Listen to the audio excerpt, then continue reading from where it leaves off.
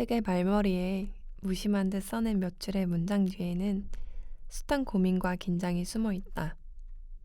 무심코 들춰진 페이지 속 이 문장이 당신의 손을 묶어둘 수 있을까 하는 깊은 의심이 자리하고 있다. 빽빽한 원고 뭉치를 솎아내며 느꼈던 환희야, 절망. 그 사이를 여행하듯 찾아와 줄 당신을 기다리며 백기 던지듯 전하는 초대장. 낯선 세계에 대한 두려움도 무거운 짐도 없이 그저 깊은 밤중의 시간을 허락해 주기를. 2019년 고요한 세계 속 가랑비.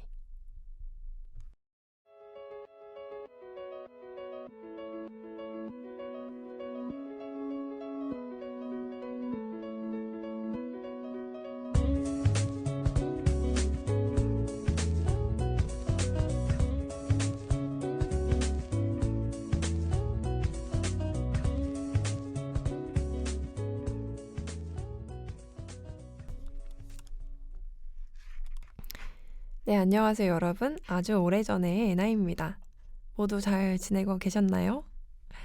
네, 이제 여러분들과 함께 인사를 나눌 때마다 날씨 이야기를 하고 싶지 않지만 그곳의 날씨는 좀 어떠신가요? 이제 11월이 아닌 12월이겠네요. 이 라디오가 여러분들에게 들려질 때쯤이면 좀 추워졌을까요? 저는 지금 11월의 마지막쯤에 있는데요. 여전히 날씨가 너무 따뜻해서 지금 가을이 맞나? 혹은 겨울이 맞나? 이런 생각을 하게 되는데요. 저는 개인적으로 겨울을 좋아합니다. 가을도 좋아하고 겨울도 좋아해서 따뜻한 날씨를 싫어하는 사람은 없기 때문에 애나도 역시 따뜻한 날씨를 좋아하는 사람이지만 그래도 겨울에는 겨울답게 좀 추웠으면 하는 바람이 있어요. 특히나 겨울이 좀 빨리 왔으면 하는 마음이 있는 것은 책을 읽기에 참 좋은 날씨이기 때문인데요.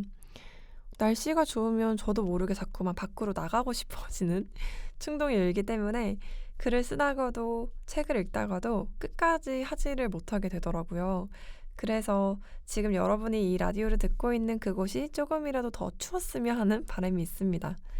그래야지 제가 오늘 여러분들에게 소개해드리는 이 책을 이불 속에서 발을 부비적 거리면서 읽게 되지 않을까 하는 생각이 있기 때문인데요. 오늘 제가 오프닝으로 여러분들에게 읽어드렸던 책, 오늘 여러분들과 함께 읽게 될 책, 이 책은 2019년 1월 20, 저의 생일에 제가 출간했던 고요한 세계의 독백을 남길 때입니다.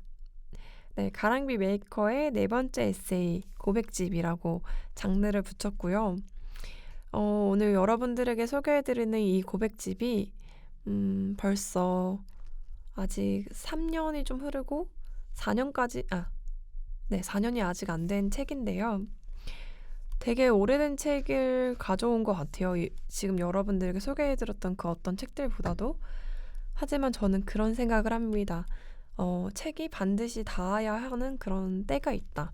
그래서 왠지 모르게 오늘은 여러분들에게 다름 아닌 이 책을 소개하고 싶은 마음이 들었어요. 그래서 오래전에 쓰였던 이 책을 다시 읽으면서 여러 페이지들이 금방금방 떠오르더라고요. 그래서 오늘은 바로 이 책을 여러분들과 함께 이야기해 볼까 합니다. 먼저 이 책은 가랑비 메이커의 책이고요. 그래서 날개에 있는 작가 소개를 한번 읽어보도록 하겠습니다. 내 안의 그늘이 서늘함과 어둠만이 아닌 당신을 위한 쉼이 될 수 있다고 믿기에 쉬이 슬퍼하지 않는다. 겨울을 지나야 다시 새 계절을 맞이할 수 있다. 하루는 24시간을 모두 지나야 알 수 있기에 섣부른 일기는 남기지 않는다. 네, 이렇게 가랑비 메이커에 대한 소개를 이렇게 남겼고요. 저는 같은 필명으로 벌써 8권의 책을 냈지만 책마다 작가의 소개글이 달라요. 왜냐면 이 책을 집필하는 당시에 나를 소개하고 싶은 그런 문장들이 다 다르기 때문인데요. 이 책은 제목처럼 고요한 세계에 혼자서 독백을 남기는 것 같은 그런 순간에 썼던 문장들이 있기 때문에 날개에서도 내 안에 있는 그늘이 서늘함과 어둠만이 아니라 언젠가 만날 당신을 위한 쉼이 있다고 믿는다. 그런 이야기를 했습니다. 먼저 책을 함께 읽기 전에 이 책에 대해서 소개를 좀 더 해보려고 하는데요. 제목에 대해서 먼저 이야기를 해볼까 싶습니다. 저의 본캐이죠. 가랑비 메이커. 2015년에 첫 책을 냈고 현재는 문장과 장면들이라는 1인 출판사를 운영하면서 저의 책과 다른 작가님들의 책을 출간하고 있는데요. 저희 출판사에서 나온 책들에 대한 그런 이야기들 중에 일관된 것은 제목이 참 길다. 그런데 긴데 뭔가 여운이 있어서 좋다. 제목이 눈에 들어왔다. 뭐 이런 이야기들을 하시는데요. 쑥스럽지만 정말 그렇습니다. 그런데 그 수많은 제목들 중에서도 이 고요한 세계의 독백을 남길 때라는 제목은 제가 개인적으로 되게 좋아하는 제목이기도 하고 의미들이 있습니다. 그래서 제가 여러분들에게 이렇게 라디오를 녹음하기 전에 11월에 있었던 큰 행사 퍼블리셔스 테이블 2022년에 다녀오면서 오프라인에서 책을 판매하고 책을 소개할 때 늘 제목에 대한 이야기를 빠짐없이 안내해 드리는데 이 책 제목에 대해서 이야기를 했을 때 정말 10명 중에 9명, 8명은 책을 바로 구매해 가시더라고요. 그래서 정말 기쁘게 거의 완판 비슷하게 책을 판매를 할 수 있었는데요. 이 책 제목은 그래서 어떤 의미가 있냐면요. 여러분들 혹시 친구들을 만나고 혹은 직장 동료들을 만나고 혹은 가족들과 함께 앉아서 대화를 막 기쁘게 하고 왔다, 즐겁게 시간을 보냈다 하고 혼자 버스를 타거나 방 안에 딱 들어왔을 때 갑자기 공허함이 막 밀려올 때가 있으셨나요? 저는 그런 경험을 2017년, 2019년, 그렇죠. 이 책이 나왔던 그 무렵에 했습니다. 26에서 7 넘어가는 생일, 그 정도의 나이가 되다 보니까 관계에 대해서 어느 정도 감을 알게 되더라고요. 뭐 이게 상처받지 않는 방법 이런 걸 알게 되는 것이 아니라 지금 우리가 이런 관계구나. 우리가 정말 누구보다도 가까워 보이지만 사실은 거리감이 있구나. 누구보다도 감정의 골이 깊구나. 혹은 이 대화는 대화가 아니라 정말 저마다 혼자만의 세계 속에서 독백을 남기고 있구나. 우린 각자 할 소리만 하고 있네. 근데 즐거웠다고 재밌었다고 하고 돌아왔네. 이런 생각들을 이제 그 무렵에 하게 되었습니다.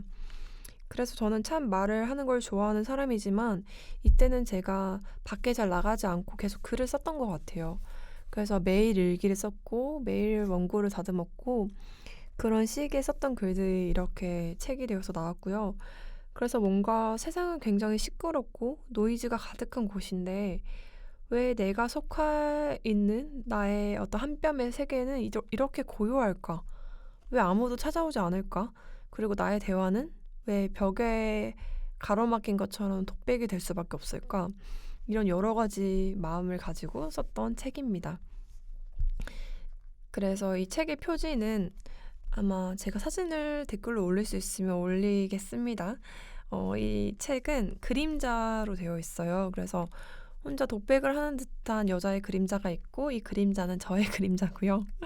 그래서 딱 책이 덮여 있는 걸 보면 쓸쓸해 보이는 표지이지만 책을 펼쳐서 읽고 이렇게 살짝 뒤집어 보면 앞표지와 뒷표지가 같은 그림자가 서로 마주보는 듯한 형태로 만들었습니다. 디자인을 제가 전부 다 했기 때문에 왠지 설명해 드리고 싶었어요. 그래서 이 표지가 의미하고 있는 바는 작가는 언제나 독백을 남기는 것처럼 혼자만의 시간을 가지고 글을 쓰지만 긴 시간이 흐른 후에 이제 누군가에게 닿아서 이 책이 펼쳐질 때쯤은 바로 대화가 된다. 내가 외롭게 혼자 방에서 어두운 밤에 썼던 글이 환한 낮에 누군가의 손에서 펼쳐질 때 우리는 늦은 대화를 시작한다. 그렇게 나의 긴 독백은 끝이 난다. 그러한 이야기를 담고 있는 표지입니다. 네, 설명이 길었네요. 그러면 본격적으로 목차부터 훑고 책을 읽어보도록 하겠습니다. 이 책은 허밍과 독백, 그리고 나레이션이라는 세 파트로 진행이 되어 있고요. 허밍, 독백, 나레이션. 감이 오시나요? 이 글은 그러니까 점점 선명해지는 거죠. 우리가 저는 허밍하는 거 되게 좋아하거든요. 노래를 잘 못해서.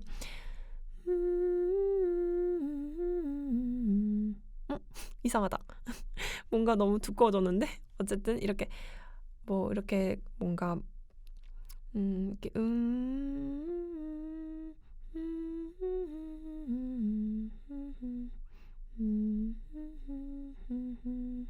뭔가 공포영화 같네요. 이렇게 하다 보니까. 죄송합니다. 어쨌든 이런 게 허밍이잖아요. 가사 없이 혼자 흥얼거리는 거. 그래서 첫 번째 챕터에서는 혼자만의 이야기, 내면에 훨씬 더 많이 집중한 이야기를 가지고 있고요. 독백을 가서는 이제 정말 내가 하고 싶었던 내 안의 이야기들. 2부에는 그렇게 이야기가 진행이 되고 3부에서 나레이션에서는 좀 더 긴 글이 있어요. 그래서 나의 세계에 대해서 내가 나의 이야기를 좀 더 주인공이 되어서 설명하듯이 용기를 내어서 할 수 있을 것 같은 그런 글들. 그래서 뭔가 강약 조절이 되어 있는 그런 목차 순으로 이야기가 진행이 된다 하는 이야기를 해드리고요. 그래서 이제 첫 번째 이야기를 한번 읽어보려고 합니다. 허밍에 속해 있는 거고요. 제가 한번 읽어볼게요. 잔과 그릇에 남겨진 흔적만으로도 담겼던 음식을 짐작할 수 있는 것처럼 몇 가지 흔적만으로도 그가 지나온 사랑의 온도를, 계절의 냄새를 맡을 수 있다. 한결같은 어조와 습관적으로 뱉는 단어와 걸을 때마다 풍겨오는 잔향이 그들의 오래된 성향과 취향을 싣고 오는 것처럼 사람에게 쌓이는 흔적은 거품을 잔뜩 묻혀 씻어버릴 수 있는 것이 아니라 누구도 완벽히 속여낼 수가 없다. 그저 새로운 흔적으로 지난 흔적을 덮어갈 수 있을 뿐이다. 켜켜이 쌓이는 흔적들로 인해 우리는 날마다 새로운 우리가 된다. 오늘의 나는 어제와는 다른 흔적들을 얼마나 남겼을까? 남겨진 흔적이라는 페이지입니다. 이 책에 가장 먼저 실린 페이지고요. 우리가 정말 남겨진 음식을 짐작하는 건 빈 그릇이잖아요. 거기에 뭔가 빵 부스러기가 있으면 빵과 관련된 요리가 여기 있었구나. 혹은 토마토 소스가 있으면 피자 혹은 파스타를 먹었을까? 이렇게 짐작해 볼 수 있고요. 음료수도, 커피도 이렇게 자국을 보면서 커피를 마셨구나, 와인을 마셨구나, 화이트 와인, 레드 와인 무엇이었을까? 이렇게 짐작해 볼 수 있는 거. 그러니까 저는 그런 흔적들이 참 좋더라고요. 그런 흔적들을 통해서 이야기를 발견하고 뭔가 빈 접시를 혼자만의 상상으로 채워나가는 걸 굉장히 좋아하는데 그런 저의 오래된 습관으로부터 나온 글이었어요. 사람들을 볼 때도 그런 것 같아요. 그 사람들이 굳이 말하지 않아도 흔적을 보면서 짐작해 볼 수 있는 것들 있죠. 그 사람의 핸드크림 냄새를 맡으면서 이 사람은 손을 쓰는 습관이 있구나. 화장실에 갔다 나오니까 핸드크림 냄새가 나네. 혹은 그 사람의 어떤 흉터를 보면서 날카로운 곳에 찔렸구나. 혹은 또 뭐가 있을까요? 해진 코트를 보면서 이 코트를 굉장히 좋아하는구나. 여러 번 입었구나. 이런 생각들을 할 수 있고요.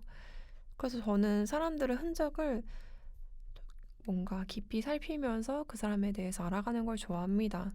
그런데 그 흔적이 꼭 눈에 보이는 것이 아니라 어떤 말, 습관, 표정, 그런 행동들을 보면서 이 사람이 사랑을 참 많이 받았구나, 혹은 상처가 많구나, 이런 것들도 알 수 있죠. 그래서 저는 저의 흔적을 이렇게 가만히 읽어주는 사람들을 저도 좋아해요. 하지만 그 흔적을 읽고 이런 사람이지, 그런 사람이지, 이렇게 이야기를 막 하는 거는 좋아하지 않습니다. 그건 아마 누구나 마찬가지지 않을까요? 그래서 저는 흔적을 보고도 모른 척, 그냥 잠잠히 혼자 읽는 사람인데 그런 생각들을 가지고 이 글을 썼어요. 우리가 늘 새 것을 바라고 나는 상처도 없고 지난 사랑의 흔적도 없고 지금 내 눈앞에 있는 사람과 완전 깨끗한 시작을 하고 싶어 하지만 사람은 그럴 수가 없잖아요. 그래서 우리가 결국 그 흔적들을 다정하게 읽어줄 수 있을 때 우리의 관계는 다시 더 깊어질 수 있지 않을까. 그리고 그런 흔적들을 내가 스스로 받아들일 때 나는 조금 더 따뜻하고 나은 내가 될 수 있지 않을까? 그런 생각들을 썼던 페이지입니다. 네, 그러면 이제 또 읽어볼까요? 배우에게는 한 명의 관객이, 뮤지션에게는 한 명의 청중이 가장 큰 힘이 되어주는 것처럼 작가에게는 늘 한 명의 독자가 절실하며 큰 버팀목이 된다. 많은 이야기보다도 한 번의 시선과 손길이 더 무겁다. 매일 허공에서 허우적대지만 당신의 시선이 머물 때 나는 무겁게 가라앉고 비로소 땅을 딛고 설 수 있다. 한 줄의 문장을 붙들고 끙끙대는 나에게 언제나 잘 될 거야 라면서도 한 페이지를 넘겨준 적 없는 사람들. 작은 방 안에 갇힌 채 야유어가는 나를 더는 궁금해하지 않던 당신의 미소. 모르겠다. 이제는 블라블라. 여전히 허공에 흩어질 이야기만 흘리는 이들이 가엾다. 애써 애쓸 필요 없는 우리인데. 안녕. 애쓸 필요는 없다라는 페이지고요. 첫 번째 페이지 되게 다정하게 들려드렸는데 조금 날카롭죠. 제가 말한 것처럼 독백을 하는 것처럼 느껴지고 나의 세계에 대해서 아무도 궁금해하지 않는 것 같은 그런 쓸쓸한 시간을 지나면서 썼던 글이라 그렇습니다. 글을 쓰는 사람이라면, 음악을 하는 사람이라면, 혹은 연기를 하는 사람이라면 아마 공감할 수 있는 부분이 아닐까 하는 생각을 해요. 배우에게는 언제나 관객이 필요하고요. 뮤지션에게도 청중이, 작가에겐 독자가 필요한데 저는 어쨌든 작가로서 현재 7년 동안 책을 내고 여러 활동을 하면서 많은 독자님들을 만났다고 생각해요. 제가 기대했던 것보다 저의 능력보다 더. 그럼에도 불구하고 약간의 아쉬움, 특히 신간을 냈을 때 느끼는 여러 감정들 중에 하나는 잘 될 거야, 수고했어, 뭐 이런 이야기를 하면서도 제 책을 절대 읽지 않는 좀 가까운 사람들, 그런 사람들을 만나면 마음이 조금 서운해요. 솔직히. 애나의 찌질한 면을 여기선 좀 보여줄 수 있을 것 같은데 늘 의연한 척하지만 사람이다 보니까 정말 열심히 긴 계절을 돌면서 썼던 그런 글을 읽어주지 않는 사람들, 나에게 맛있는 밥과 커피야 또 여러 가지를 사주지만 내 책은 사주지 않는 사람들, 그러면 그들에게 받은 게 많으면 많을수록 저의 의구심은 더 커지면서 뭔가 서운해지더라고요. 네, 맞습니다. 전 조금 찌질합니다. 이걸 찌질하다고만 말할 수는 없을 것 같은데 많은 창작자들이 공감하실 거예요. 이게 어떤 마음인지. 그 어떤 것보다 작가로서 인정받고 응원받고 싶어하는 그런 마음을 욕심 찌질함만이라고는 할 수 없을 것 같아요. 어쨌거나 그러한 기대감이 충족되지 않을 때 혹은 실망으로 번질 때 그런 마음을 잘 컨트롤할 수 없었던 시절에 썼던 글입니다. 벌써 3년 전의 글이니까요. 그때는 지금보다 더 많은 서운함을 느꼈나 봅니다. 그래서 저는 항상 저도 글을 쓰는 사람으로서 글을 쓴 사람, 책을 쓴 사람, 내가 응원하고 싶은 친구들, 가족들, 또 연기를 하는 사람, 가수인 사람들, 그분들의 작품을 읽고 듣고 읽어요. 왜냐면 의무사항 때문이라서가 아니라 그러고 싶어요. 왜냐면 내가 좋아하는 사람들이니까. 그 사람들이 어떤 표정으로 연기를 하는지, 어떤 목소리로 노래를 부르는지, 어떤 문장으로 글을 쓰는지가 궁금해지는 건 너무나 당연한 것 같아요. 그래서 저는 응원할게요 라는 말을 그냥 하진 않아요. 그래서 늘 응원할게요, 응원해요, 정말 재밌게 보고 있어요, 좋게 듣고 있어요 라는 말은 제가 정말 잘 보고 있고 응원하고 있다라는 이야기입니다.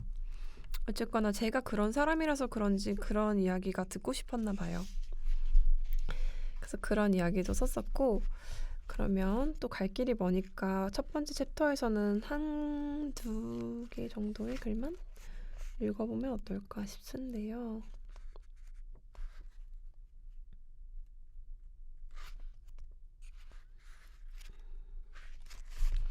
먼저 이걸 읽어볼게요. 누군가 말했다. 몸을 부풀리는 것들은 두려움이 큰 존재들이라고. 그때 나는 생각했다. 우리는 날마다 부풀어 가지만 작은 바람에도 쉽게 휘날리는 가벼운 존재가 되어가는 걸까? 작은 마찰에도 단 한 번의 저항 없이 퍽 하고 터지고 마는 존재들이 여전히 누구에게도 고백하지 못했지만. 풍선이라는 글입니다. 풍선을 보면서 그런 생각을 했어요. 저렇게 몸은 부풀리지만 가볍잖아요. 그냥 작은 바람에도 휘날리는. 그런데 몸은 부풀리는 것은 작은 동물들도 그렇죠. 공격성을 드러날 때 막 털깃을 굉장히 크게 이렇게 풍부하게 세우면서 내가 몸짓이 큰 동물이야 이렇게 연기하는 것처럼요. 그래서 한 개인이 자신이 좀 더 그럴듯하게 보이기 위해서 자신을 포장하는 것에서도 해당하지만 어떤 관계적인 면에서도 솔직하지 못함, 강인하지 못한 것들이 커다란 몸을 부풀리는 것처럼 그렇게 보여줄 수 있지 않을까? 그렇다면 나는 망설임 없이 푹 터지고 싶다. 그런 생각, 그런 마음으로 썼던 글입니다. 여러분들에게도 아마 그런 관계가 있지 않을까 하는 생각을 해요. 누구나 정말 푹 꺼져 있는 바람 빠진 모양의 나를 보여줄 수 있는 용기를 낼 수 있는 건 아니니까. 그런데 시간이 갈수록 그런 모습을 보여주는 것이 너무 어렵진 않더라고요. 저는 점점 더 쭈글쭈글해지고 못생긴 제 모습을 드러낼 용기가 생기더라고요. 물론 멋있을 때도 있지만요. 어쨌든 그런 시절에 썼던 글인데 많은 분들이 공감을 해주셔서 한번 읽어드리고 싶었습니다. 그리고 또 한번 해볼게요. 이제는 챕터를 넘어와서 독백이라는 2부에 있는 페이지를 읽어보려고 합니다. 이 독백에 대한 소개글도 한번 읽어볼게요. 힘껏 북을 쳤다. 커다란 진동이 조금씩 잦아들더니 이내 세계는 고요해지기 시작했다. 나는 노이즈가 아닌 진심을 뱉기 시작했다. 돌아오는 것은 여전히 고요한 침묵일지라도. 네, 북을 치는 것은 시끄럽게 하기 위해서도 있지만 다시 조용해지기 위해서도 있다고 생각해요. 시선에 집중받고 아무 소리도 내지 않을 때 사람들은 그 침묵 속에서 정말 큰 이야기를 읽게 되잖아요. 그래서 저는 이렇게 시각적인 것과 청각적인 것을 표현할 수 있는 문장으로 이 독백이라는 부분을 좀 설명을 하고자 했고요. 노이즈가 잦아들 때 나는 진심을 뱉어야겠다. 대답이 돌아오지 않는다고 해도. 그렇게 독백처럼 쓰인 페이지입니다. 그러면 한번 제가 읽어볼게요. 아직 굶주려 본 적이 없어서 하는 배부른 소리일지도 모르겠다. 그럼에도 나는 터질 듯이 빵빵해진 배를 안고서 쏟아지는 졸음을 이기지 못하는 삶을 살 바엔 적당한 허기를 안고 살아가고 싶다. 때때로 머리 위로 노란 별이 보이고 숨이 턱끝까지 차오를지라도 건강하게 그을린 얼굴과 맑은 기운으로 발을 옮기며 살고 싶다. 깨끗하게 비워진 입안에 소금의 짠맛을 민감하게 느낄 수 있으니까. 기름진 입안과 머리를 말끔히 비워내고 싶어질 때가 있다. 허기라는 페이지였습니다. 누군가 저에게 가난함과 부유함 중에서 어느 쪽에 가까운 사람인가요? 라고 묻진 않겠지만 스스로 생각해 볼 건데 저는 아직까지는 가난함 쪽에 기울지 않나 하는 생각을 합니다. 그렇게 많이 부유한 어린 시절을 지나지도 않았고 현재 제 스스로 밥을 벌어 살아가는 상황 속에서도 풍요롭게 채워지는 순간도 있지만 여전히 1인 출판사를 운영하기에는 어려움이 더 많기 때문인데요. 근데 저는 별로 그럼에도 불구하고 아주 힘들다고 느껴본 적은 사실 몇 없는 것 같아요. 제가 정말 많이 받는 오해 중에 하나가 부잣집 자제분 같아요. 뭐 여유 있는 사람인 줄 알았어요. 라는 얘기를 많이 듣는데 그 이유는 아마도 여러 가지들이 있겠지만 제가 그다지 기가 죽지 않는 스타일이라서 그런 것 같아요. 숫자 앞에서도. 그리고 최근에는 미팅을 했던 팀장님께서 저희 출판사가 그렇게 크게 어려워 보이지 않아서 여유 있게 투자를 받으면서 하는 그런 여유 있는 집안의 자제분인 줄 알았다라고 하는데 저는 부모님으로부터 조금도 도움을 받지 않고 있고요. 그것은 저의 의지입니다. 저는 우리 1인 출판사 문장과 장면들을 제 스스로가 뭔가 끌어나가고 싶어요. 이것만큼은 제가 그렇게 하고 싶어서 그렇게 해나가고 있는데 아마도 그렇게 보였던 이유는 제가 이러한 마인드이기 때문이 아닐까 싶은데요. 이 책은 제가 출판사를 시작하기 2개월 전에 냈던 책이에요. 그러니까 출판사를 시작하던 즈음에 가장 가까운 마음인데요. 뭔가 기름진 입안, 뭔가 복잡한 머리를 안고서 정말 배부른 상황에서 살아가기보다는 차라리 적당 허기를 안고 살아가고 싶다. 뭔가 그을린 얼굴과 맑은 정신으로 그렇게 나는 내 걸음을 옮기고 싶다. 그런 마음을 썼고요. 여전히 이 마음은 저에게 유효합니다. 물론 때때로 어려움을 겪기도 하고 지금은 더 현실적으로 당연히 돈이 필요하다. 돈이 분명히 필요하고 돈은 나쁘지 않다. 필요하기다. 그렇게 생각을 하는데 그럼에도 불구하고 돈이 무조건 삶의 가치 첫 번째다라고 절대 생각하지 않아요. 그래서 아마 이 페이지를 아주 공감하는 분도 있겠지만 어떤 분들은 정말 전혀 공감하지 못할 수도 있겠다는 생각을 하고요. 어쨌거나 읽어드리고 싶었습니다. 저와 혹시 비슷한 사람이 있다면 공감이 되지 않을까 하는 생각으로요. 그리고 또 읽어드릴 거는 한번 읽어볼게요. 우연이라도 한번 마주쳤으면 하는 사람이 내게도 있어. 요즘은 아무 생각 없이 올라탄 버스에서 지하철에서 너를 마주하는 상상을 해. 거짓말처럼 우리가 두 눈을 마주하게 된다면 너는 어떤 표정을 지을까? 나는 무슨 말을 건넬 수 있을까? 어정쩡한 표정으로 끝내 입 한 번 못 대고 멀어져가는 등만 다시 마주하게 될까? 시간이 흘렀고 기억은 우리의 원형을 조금씩 구기고 있다. 그래, 이제는 우리도 나이를 먹었지. 그럼에도 흐르는 세월 속에 서로를 마주서게 된다면 그땐 이런저런 생각들로 낯을 가리지 않았으면 좋겠어. 어쩌면 생각처럼 예쁘게 웃지는 못할지도 몰라. 못생긴 잇몸을 드러내며 어색하게 짓는 웃음이 거리감을 느끼게 할지도 몰라. 기대에는 조금 못 미치는 옷을 걸치고 있을지도 모르겠다. 세상이 생각처럼 사라지는 건 아니더라. 네가 지나온 세상은 어땠을까? 짐작도 할 수 없겠어. 그래도 나는 웃을래. 웃고 싶어. 그게 또 언제 다시 있을지 모를 우리가 전하는 마지막 인사일지도 모르잖아. 언젠가 우연히 마주칠 너에게 라는 글이고요. 좀 연기하듯이 읽어보았는데 어떤가요?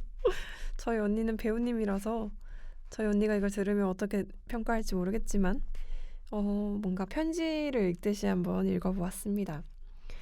제가 정말 누군가를 생각하면서 썼던 글이고요. 아직 그와 이렇게 우연히 마주쳐 본 적은 없습니다. 그럼에도 불구하고 꿈속에서 꽤나 자주 마주치게 되더라고요.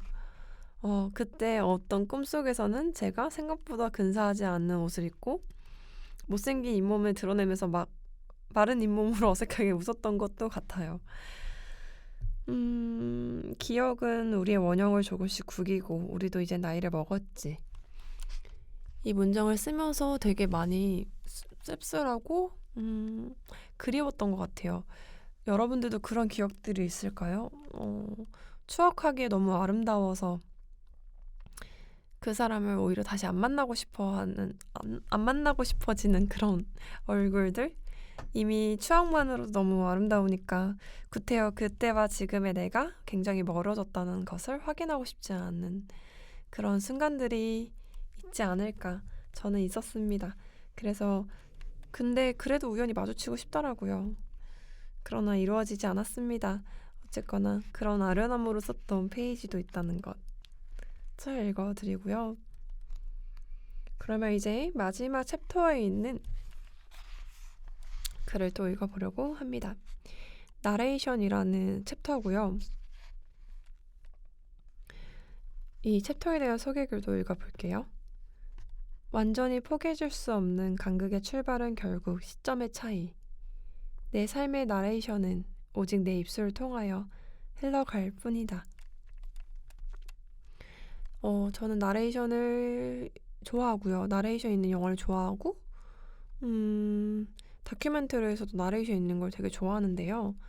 그 이유는 그 사람의 입장에서 흘러가는 서사들이 더 친밀하게 느껴지기 때문이에요. 그런데 내 삶의 나레이션은 결국 타인의 입술이 아니라 나의 입술을 통해서밖에 남길 수가 없잖아요. 그래서 저는 어쩌면 우리가 글을 쓰는 이유는 내 삶의 나레이션을 남기는 행위이기 때문이 아닐까. 아무도 모르는 고요한 세계에 불과하고 그저 혼자만의 독백에 불과한 생각들이지만 이것들을 어딘가 기록한다면 언젠가 내 삶을 들여다보는 관객들을 향한 나레이션이 될 수 있지 않을까 하는 생각으로 썼던 페이지들입니다. 그러면 제가 한번 읽어보도록 할게요. 처음부터 쭉 글을 쓰며 살게 될 거란 소망으로 책을 낸 건 아니었다. 그저 소망일 뿐이었다. 눈을 가느다랗게 뜨며 언젠가라며 막연한 미래쯤으로 생각했다. 그럼에도 어쩌다 보니 시작과 지금 사이에 짧은 공백 하나 없이 왔다. 누구에게나 허락된 ing가 아님을 안다. 나 역시 때때로 잠시 무제중이라는 편말을 세워두고서 생계를 찾아 떠나야 함을 목전까지 느끼며 간신히 삼켜내기를 반복했었으니까 모를 수 없다. 그럼에도 그 어둡던 바퀴를 돌고 돌아서 참 감사하게도 여기까지 왔다. 밥은 먹고 다니니? 라는 말은 더 이상 듣지 않는다. 난처한 표정으로 한 발자국 물러섰던 장면도 이제는 과거형. 물론 여전히 매일이 오르고 내리는 파도 위지만 이제는 그 위에서 어떻게 중심을 잡고 서야 하는지 알게 됐다. 단단한 아스팔트도 반짝거리는 대리석 위도 여전히 내 것이 아니지만 어쩌면 영영 내 것이 되지 않는다고 하여도 이제는 발밑에서 살아 넘실대는 흐름을 느끼는 지금이 좋다. 마음을 조금만 다른 곳에 두어도 이내 고꾸라져 버리고 말 것을 알기에 온몸엔 습관처럼 긴장이 배어있지만 그것도 싫지 않다. 저 멀리서 다가오는 커다란 파도에서 나는 또 어떻게 나를 지켜낼 수 있을지 고민하며 발끝에 힘을 주는 게 즐겁다. 그게 지금의 나다.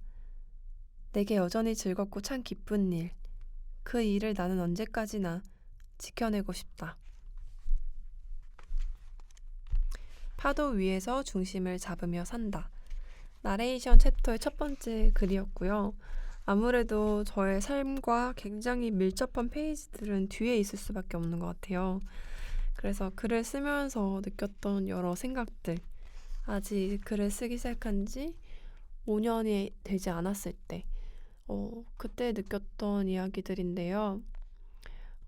글을 쓰면서 어떻게 살아가나요? 라는 질문을 정말 많이 받습니다.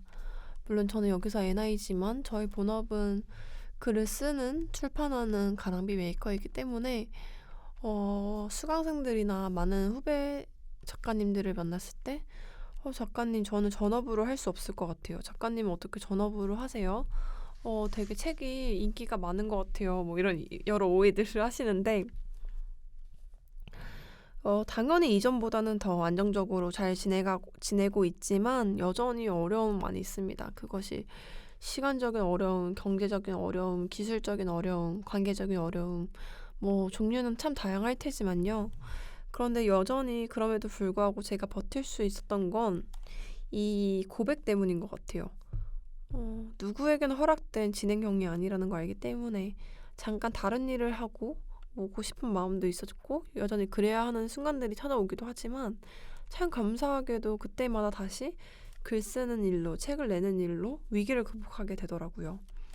아무래도 7년 동안 전혀 다른 일은 하지 않고 계속 이 일을 해오다 보니까 스스로가 일을 찾아 나가는 것도 있지만 저에게 찾아오는 은혜이자 축복인 일들이 참 많이 늘어간 것 같아요. 그래서 글을 쓰면서 살아가는 것은 파도에서 중심을 잡는 서퍼의 집중력을 요하는 그런 일이 아닌가.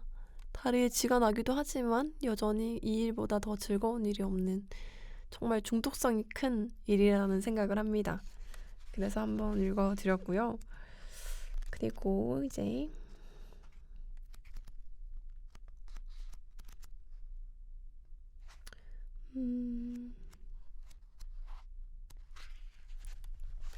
이걸 한번 읽어볼까 싶습니다.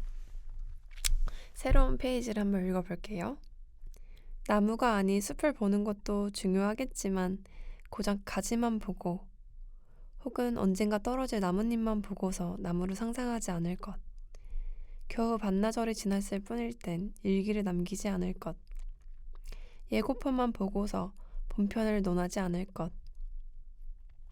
좁은 시선 안에 가둬두고서는 나를 다 읽었다는 듯 착각하지 말 것.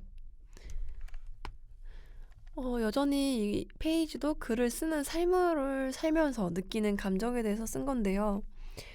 우리가 나무가 아닌 숲을 보는 것, 나무를 보고 숲을 짐작하는 것도 너무 좋은 시선이지만 가지만 보고 나뭇잎만 보고 이 나무가 이렇게 되겠지, 이렇게 상상하는 일은 사실 어려운 일인 거죠. 위험하기도 하고요.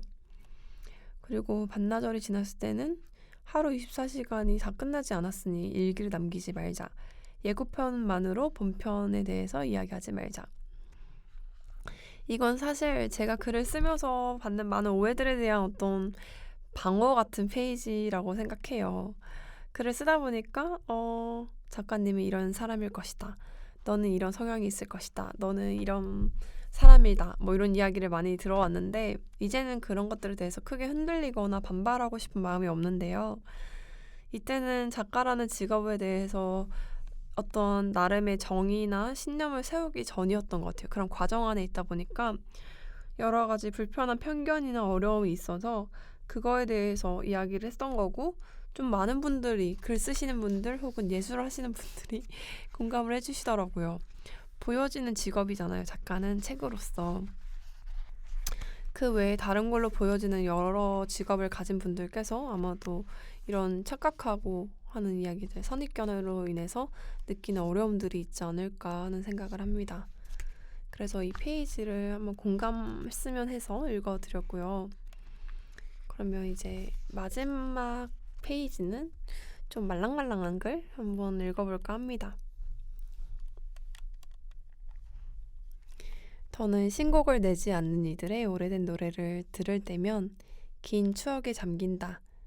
좁은 버스 안에 구겨져 이어폰 한쪽과 함께 작은 호흡까지 나눠 가졌던 너와 나눴던 이야기가 영원처럼 이어질 줄 알았다.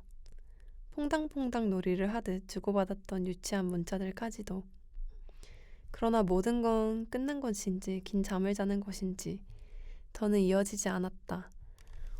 우리가 아끼던 목소리들은 그 오래된 노래를 마지막으로 아무도 모르게 입을 닫았다. 주고받던 문자 메시지들은 긴 세월을 변명삼아 더는 옮겨지지 못한 채 영영 사라져버렸다. 그럼에도 수개월 건너 여전히 추억할 수 있는 건 모두가 마지막이었기 때문이다. 히트곡 하나 남기지 못한 채 활동을 마무리했어도 나에겐 여전히 깊은 여운을 남긴 그들의 마지막 노래. 이제는 잘 사용하지 않는 문자 서비스로 속삭였던 마지막 사랑. 그 모든 마지막과 함께 막을 내린 우리의 이야기. 너와 나, 마지막 세대의 사랑. 그럼에도 이따금 라디오에서 흘러나오는 그 노래를 들을 때면 나는 여전히 두근거리는 마음으로 그들의 신곡 소식을 찾게 된다. 마지막이라 붙여버린 그 이름이 어쩌면 섣부른 내 판단은 아니었을까? 다시금 새 시작을 이어볼 변명을 찾을 수 있을까 하는 괜한 기대 때문에. 마지막 세대의 사랑이라는 글이었습니다. 이때까지만 해도 사랑에 대한 글을 많이 쓰지 못했어요. 지금도 그렇게 많이 쓰는 편은 아니지만 이 마지막 세대의 사랑이라는 것은 2000년대를 지나오면서 누군가 짝사랑했거나 연애했던 경험이 있는 사람, 2000년대가 아니죠. 2000년을 넘어오면서 1999년에서 그 시대의 문화를 향유했던 사람들이라면 공감하지 않을까. 아주 신중하게 노래를 내는 밴드. 그래서 신곡 하나하나를 듣기 위해서 정말 수년이 걸리는 그런 뮤지션을 사랑했던, 함께 사랑했던 사람을 그리워하는 마음. 문자 메시지, 알을 충전하면서 서로 주고받으면서 메시지를 주고받았던 시절, 그때 우리가 유치하게 주고받았던 이야기들이 문득 그리워지는 어느 날에 대한 이야기였습니다. 새로운 곡을 내지 않는 사람들이라는 걸 알지만 그럼에도 불구하고 이따금 자꾸 찾게 되는 것은 그 사람들에게 마지막이라고 붙여버렸던 나의 그런 생각이 너무 섣부르렀기 때문도 있겠지만, 어쩌면 그 사람들의 노래를 함께 들었던 그와의 내가 마지막이었다라고 하는 것, 그것이 너무 섣부른 판단이 아니었을까. 어쩌면 우리 둘도 다시 시작할 수 있지 않을까 하는 그런 기대에서 오는 것이겠죠. 아마 2019년에 저는 그랬겠죠. 그때 저에게 물어봐야 할 것 같습니다. 이렇게 예전에 썼던 글들을 다시 읽다 보면 이게 정말 내가 썼던 글인가? 하면서 새롭게 다가올 때가 있어요. 특히나 이 책은 제가 좀 더 애정하는 책이라서 그런지 되게 새롭게 읽었습니다. 그러면 이제 정말 마지막으로 이 책의 마지막 페이지에 있는 에필로그를 읽어드리면서 마무리를 해볼까 해요. 에필로그의 제목은 고요한 세계에 울리는 소리이고요. 제가 한번 읽어보도록 할게요. 드라마를 볼 때면 주인공보단 주인공 친구의 짝사랑을 응원했고, 반짝거리는 보이그룹 사이에서는 가장 말수가 적고 맨 가장자리에 선 멤버를 좋아했다. 그건 아마도 늘 가장자리로만 걷던 사춘기 시절의 나와 그와 비슷한 조각을 가지고 있는 게 그들이라는 생각 때문이었을 거라 믿었다. 그러나 반듯한 외모의 등장인물들이 가득한 드라마와 영화, 이제는 따라가기 힘들 정도로 빠르게 바뀌는 유행가들과 멀어져 있는 지금의 나는 생각한다. 주인공의 친구, 보이그룹의 한 멤버 정도는 될 줄 알았던 내가 이제 보니 오르지 못할 나무에 열린 열매들에 대해 함부로 떠들어댄 격은 아니었을까. 삶이라는 시간 속에서 두 눈에 비친 일상은 여전히, 그리고 언제까지나 나를 중심으로 흘러갈 것이다.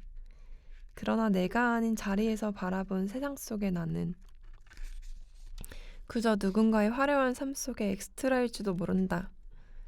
이따금 그윽하게 다가오는 시선을 느끼며 도도하게 걸음을 옮기던 나였지만, 이제는 반짝거리는 이들의 사이가 아닌 저 뒤편 희미해진 환호 소리를 들으며 움직이는 백업 댄스는 아닐까 하는 생각이 불현듯 찾아온다.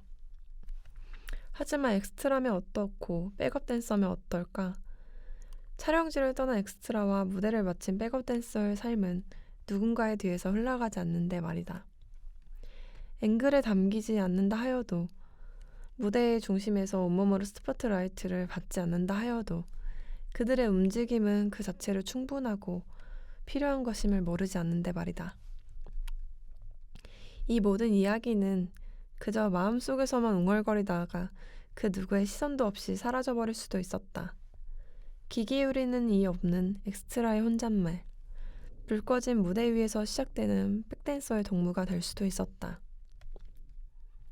그러나 언젠가 모든 시선을 한 몸에 받으며 시작될지도 모르는 그 작은 움직임들처럼 곁에서 가만히 귀 기울여주는 사람들로 인해 한 페이지가 두 페이지가 되며 여기까지 왔다. 누군가에겐 여전히 대체 가능한 엑스트라일지 모르겠다. 그러나 내 삶이란 영화에서 유일한 화자이다. 바람잘 날 없는 삶이 남겨둔 나레이션을 담았다. 너무도 사소해서 그냥 지나쳐버렸을 장면들부터 오랜 세월 무겁게 쌓였지만 결코 잊을 수 없었던 장면들까지. 이 책의 마지막 나레이션이 당신의 귓가에 머물 때 나는 당신에게 한 가지 결심할 것을 제안하고 싶다.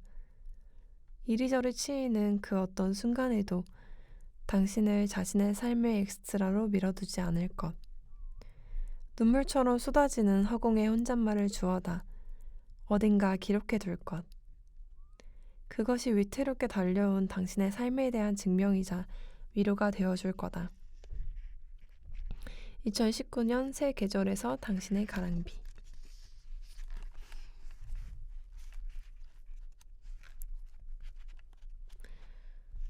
네, 이렇게 에필로그까지 읽어드렸습니다.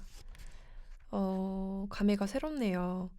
이렇게 긴 시간이 지나서 다시 읽다 보니까 감회가 새로운데 가끔 삶 속에서 내가 주인공이 아니라 엑스트라처럼 느껴지는 순간이 여러분들에게도 있으신가요? 내가 되게 멋진 어떤 주인공이란 생각을 했는데 백업 댄서에 불과한 뭔가 열심히 땀을 흘리면서 춤을 추고 있는데 스포트라이트는 다 나를 벗어나는 비껴가는 그런 순간처럼 느껴질 때가 있으신지 모르겠어요. 문명에 가까운 작가인 저는 늘 그런 생각들을 합니다. 늘 그런 감정을 정말 수도 없이 오가는데요. 그럼에도 불구하고 제가 계속해서 이렇게 이야기를 하고 글을 써나갈 수 있는 것은 이렇게 작은 움직임, 이렇게 작은 문장을 끊임없이 읽어주고 들어주는 사람들이 하나하나 늘어가고 있다는 것입니다.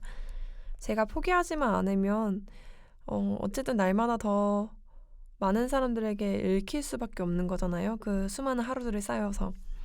그런 결심으로 이 책을 엮었던 것 같아요. 그래서 내가 지금 엑스트라여도 백업 댄서여도 사실 백업 댄서라는 단어는 이제 더 이상 사용하지 않는 단어이지만 이 당시에 썼던 단어니까 좀 양해를 해주시고요. 어쨌거나 스맨페나 수음파를 보면 그들이 정말 아름답고 멋지잖아요. 정말 한 사람 한 사람 다 너무나 반짝거리고 너무나 틀림없는 주인공들이고 그 프로그램을 보면서 저는 이 책을 떠올렸던 것 같아요. 그리고 그 당시에 저를 떠올렸던 것 같습니다. 여러분들에게 해드리고 싶었던 얘기는 에필로그 안에 다 담겨 있던 것 같아요. 내가 주인공이 아닌 것 같고 내가 뭔가 소용없는 일을 하고 있는 것 같다고 느껴질 때면 주저하지 말고 당신의 시간을 기록해 보시라고. 틀림없이 이 이야기, 이 시간들이 나에게 굉장히 필요했구나. 언젠가는 나의 움직임을 바라봐줄 단 한 명의 청중, 관객들, 그리고 독자들을 만나게 되겠구나 하는 확신이 드실 거예요. 제가 그랬던 것처럼요. 그래서 그런 용기의 응원을 여러분에게 전해드리면서 오늘 이야기 마치려고 합니다. 여러분 오늘도 저의 이야기 잘 들어주셔서 너무나 감사하고요. 이 책 고요한 세계의 독백을 남길 때는 전국에 있는 온오프라인 서점에서 만날 수 있으니까요. 이 이야기를 들으시고 마음이 움직였다 싶으면 책방을 통해서 책을 찾아주세요. 그러면 제가 더 힘입어서 또 다음의 문장들을 계속해서 써나갈 수 있을 것 같습니다. 네, 여러분 감사하고요. 우리는 언제나 그랬던 것처럼 아주 오래전에 만나요. 여러분의 애나였습니다. 감사합니다.